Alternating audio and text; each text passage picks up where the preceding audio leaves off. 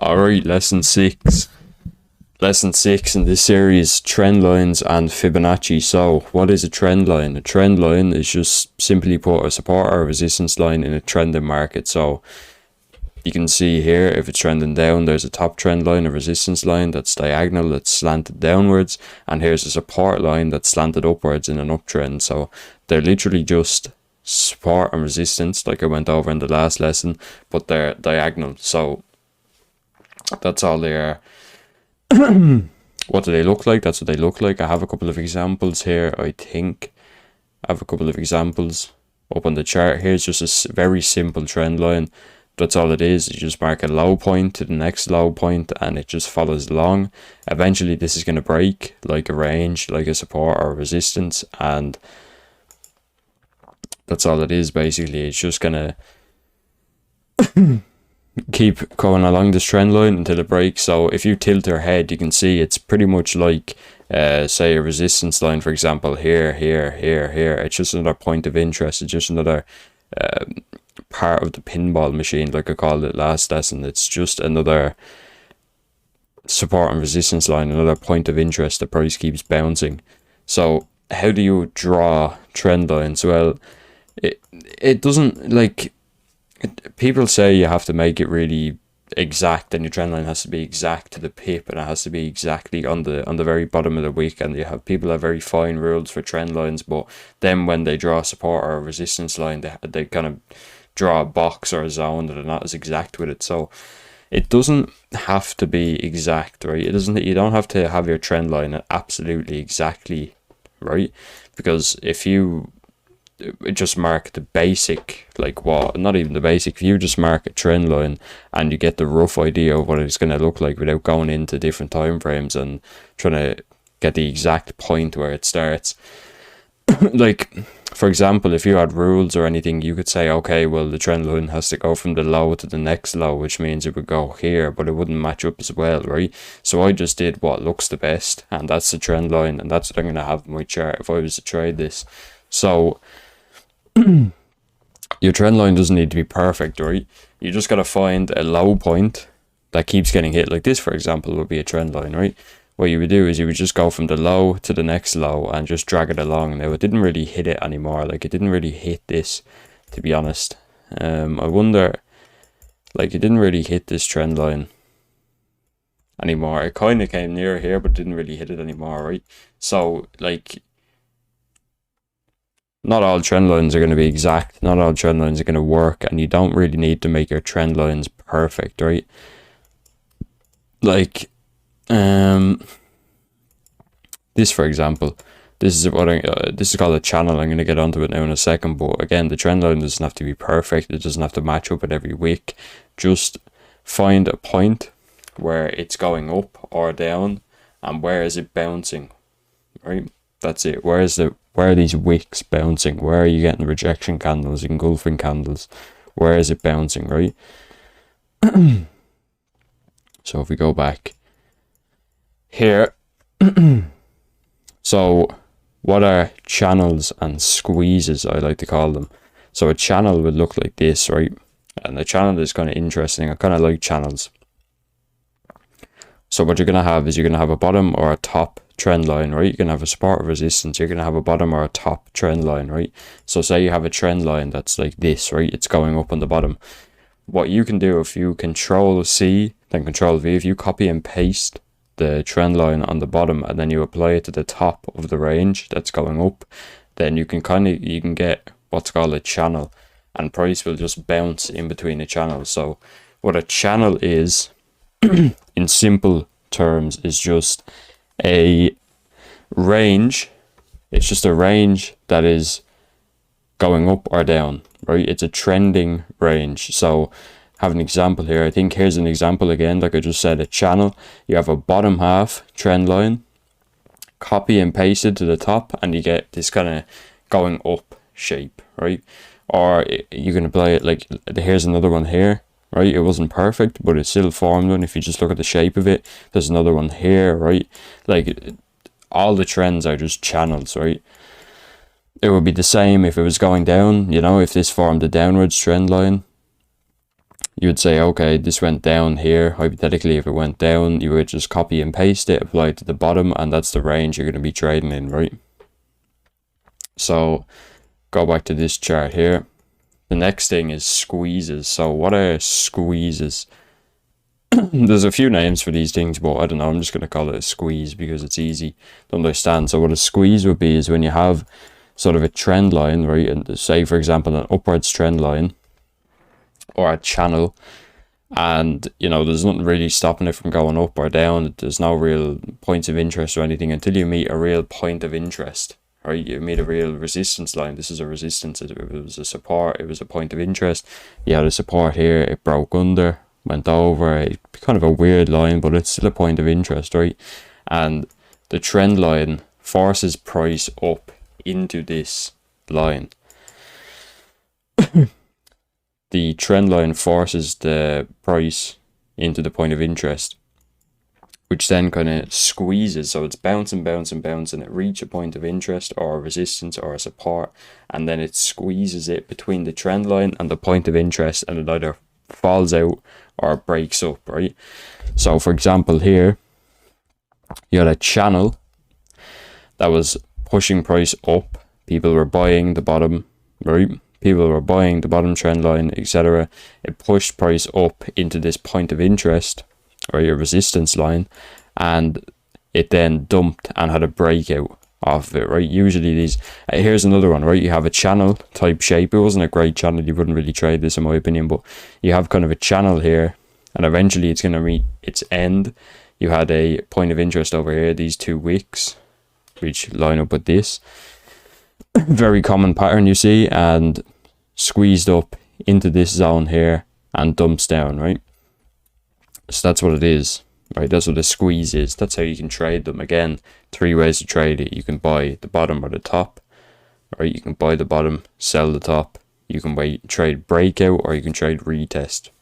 Break and retest. Those are the 3 ways you can trade it. So that's it. Again, how can I trade them? You can be a normal person and you can just sell the tops of these kind of trend lines, or you can buy the bottoms. You know, if you have a channel, you can just buy the bottoms, sell the tops, whatever. If you are a breakout trader, you want to trade breakout, you're going to wait for the breakout, you're going to wait for the squeeze and then trade on the breakout. You're going to take a position based off that. Or if you are a retest trader, you're going to wait for a breakout and then a break, basically a break and retest. So if this were to break, right, if this were to come down, the breakout trader would have already taken his trade. He would see, okay, it's breaking out here, and he would take a trade down, right? And then the retest trader will wait for the price to come back up, because most of the times it does. He will take a trade here and it will continue off, right? So that's kind of the 3 ways you can trade trend line, or trend lines. It's the ways you can trade it. So that's all for trend lines. All you need to know. No need to overcomplicate them. That's what trend lines are. So next up we have Fibonacci. Now this is a bit of a weird one, right? So Fibonacci is, what is it? It's the golden ratio. You know, you can see it in, well, it was brought by the actual mathematician Fibonacci in like the 1200s or something, but you know, it's the golden ratio. You can look up what is Fibonacci, what is the golden ratio. It's all in nature. It's basically, you know, it's a mathematical thing. Anyway, I won't go into that because it doesn't matter. So what is it in trading? So in trading, you're going to have a tool up here, the third from the top on the drop down, called Fib retracement, right? And I'll teach you how to set it up properly. So you grab your Fib retracement, you click, drag upwards or down, doesn't matter. And what you're going to see is a lot of lines, right? I'll apply to default here, okay?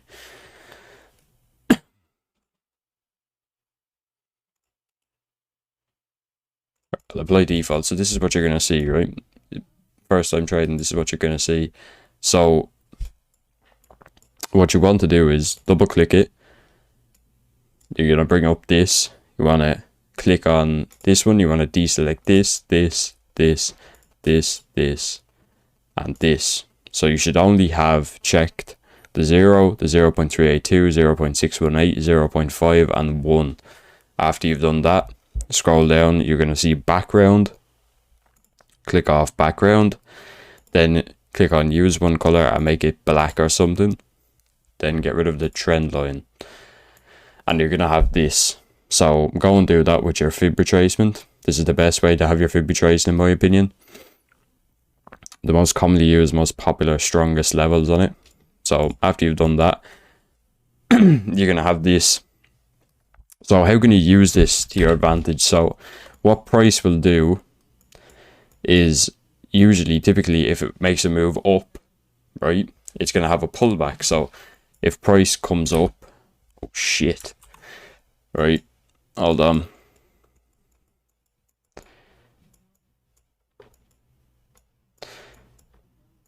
Alright, we're back. So what is wrong with this, man? So if price were to move up, right, you had to move up, eventually it's going to have a pullback. You're going to hit a resistance, like I've said, you're going to hit a resistance or something, and you're going to have a move down. So you're going to have candles that come up, then it's going to come down. So what the fib is good for, you measure how far it's going to come down after it comes up. So you have this type of trend line that comes up, eventually it's going to come down. That's when you draw your fib. You draw your fib from the bottom to the top, right? And typically price will hit one of these three levels and move off in the other direction. So price usually, if it's a small pullback, if it's a small move, it'll hit the 0.382. If it's a big move, it'll probably hit the 0.618. Those are the two best levels, right? The 0.5 is okay as well, but the 0.382 and the 0.618 I've seen are probably the strongest levels that have the biggest reaction. So I think I have a couple of examples laid out here. So, you know, just for example, right, this is just something I marked out, just 2 seconds. I just saw this. You have a down, you have a up, down, you have a low that makes an up move, big up move. How far is it going to pull down? You have here the 0.5 fib. It hits pretty much fairly close to the 0.5 fib and moves off again. Now that wasn't great, but that's just a simple example, right? I'll try mark one out right now, actually. You know that? Let me find something. Let me go on like USD Swiss, right? Let me go on USD Swiss. So you have a low, a high, and bang. There you go. It comes back down, as I said, to the 0.618 before moving up again. And now it's going to go on sideways. But again, the 0.618 is probably the strongest level, right? Because it had quite a big move up. Where's it going to pull back to? The 0.618. If it has a small move up, it'll probably come back to 0.382. But for instance, sometimes it'll just go straight to the 0.382 and move up again, like it did here. Came up, had a small pullback to 0.382, moved up again, right? So that's how you would draw them out. That's how you would see them. So how can you actually use fibs to your advantage? How can you use fibs like such as support and resistance, trend lines? They're all useful. You know how to trade them, the 3 ways to trade them. So how can you trade Fibonacci, right? What you can do with Fibonacci is, it's interesting. Say, right, let me try find an example here. You'd have an up move like so, right? So you have an up move here. Right, let me just get my tools ready. So you have an up move, you have a support, right? And this is what's called confluence. So what we have here is an area of confluence. So before I added the fib, what we have, again, now it's coming together, now that I'm showing you different things. You have a trend line. The third touch, remember this, actually I forgot to say this, the third touch of a trend line is always the strongest, remember that. So you have your trend line, okay, you can mark this out yourself. Remember, practice what I'm telling you on your own chart. So you have a trend line up, you're going to have a support zone, it's going to hit the trend line. But for an extra confluence, you can see where that is going to be on the fib. So for instance, right here, it was on the 0.5 of the fib.